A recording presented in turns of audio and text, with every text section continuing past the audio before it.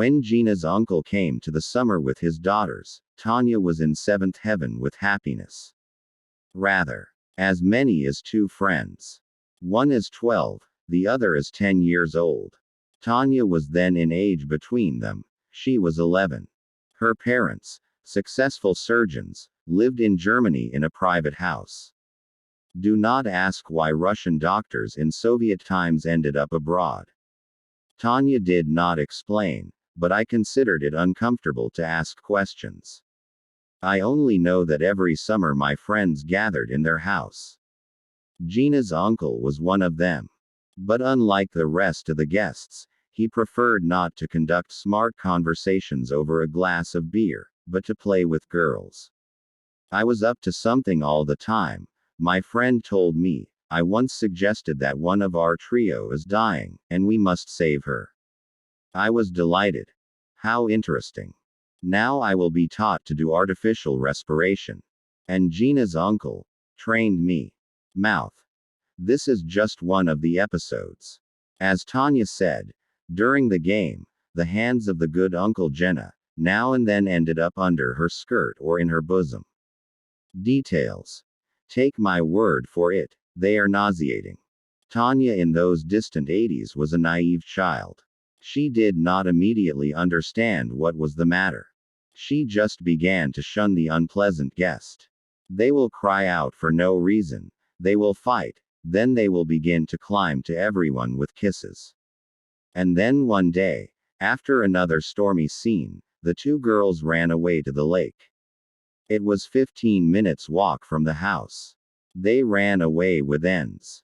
There is no hour, no two, it is already dark in the yard, but they still do not appear. Uncle Jenna, together with Tanya's parents, went to look for them. We returned an hour and a half later. Pale, depressed. Tanya's mother is hysterical, her father can barely stand on his feet. The girls were found. We saw them sitting on a tree near the water. Both didn't move. When they got closer, they found that the sisters were dead. Imagine a picture. Two motionless figures on the branches of an old willow. From afar, it seems that the children are just hiding in a tree. Now they will jump off and run towards the adults. And no, strangled. Naturally, an investigation began. While it was going on, Uncle Gene was ordered not to go anywhere. Tanya remembers how every day he became more and more crippled. He constantly dropped his forks at the table, started crying every now and then, and hardly left his room. Everyone sympathized with him, except Tanya. For some reason she thought he was faking it. On the third day after the tragedy, my friend had a dream. As if a woman is standing at the gate of their house. Light. Smiling. He asks, "Is Gennady Alexandrovich at home? I need to meet him." Tanya had already gone to open it, but suddenly she became so frightened that she woke up in an instant. The next night the dream was repeated. Again the woman at the gate begged her to let her in, and again something prevented Tanya from fulfilling her request. On the third night, the dream changed. Now behind the woman were two girls, the dead daughters of Uncle Jenna. "Let me in," says the elder. "You know everything. You must help us. Please," the younger one echoes. But the woman is silent. He just smiles and strokes their heads. Tanya resolutely pushed back the bolt, flung open the doors, and the guests entered. This is where the dream ended. Tanya woke up from the noise downstairs. He goes down, and there are policemen. We came to pick up Uncle Jenna. As my friend later realized, the autopsy revealed that the dead children had been repeatedly raped. Naturally, the father immediately became the main suspect. Only Uncle Jenna was not in the room. Gone. Things, documents, money, everything is in place, but he himself is not there. They searched for him for a long time, but to no avail. The man disappeared, as if he had sunk into the water. The end of this story appeared only after many years. Tanya came to Germany to her parents. I sat down with my mother to sort out old photographs, and suddenly sees a vaguely familiar face in one of them in the company of medical students. It was the same woman who, in a dream, asked to be allowed into the house. Who is this? A friend asks her mother. This is Vera, Uncle Gina's wife. Do you remember the terrible story? Of course, Tanya remembered. How can you forget that? What happened to her? She died of blood cancer when her daughters were still quite crumbs. Maybe for the better. I didn't know about this nightmare.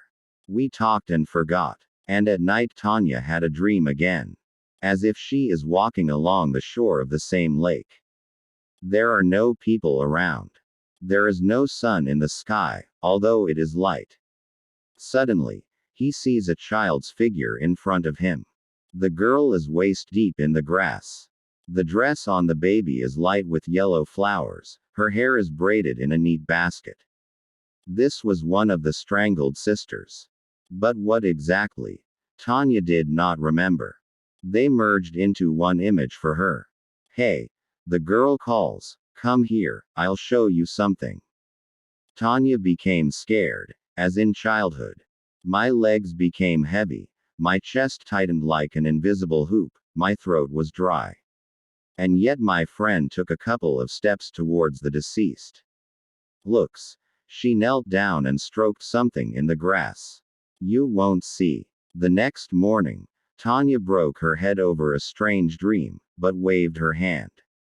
In the evening she had a plane to Moscow.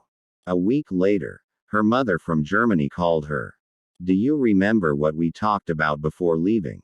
Sajena, the pervert, was found. All these years it has been buried in the ground next to our house. Neighbors saw a shoe in the grass, it stuck out of the ground. There is justice in this world. Most of all, Tanya was struck by one detail. The examination found that Uncle Jenna was buried alive. He suffocated in the ground. Moreover, he lay shallow, he could well get out. But something kept him from doing it. The killer of Uncle Jenna, or maybe the killers, was never found. Maybe because they are long gone.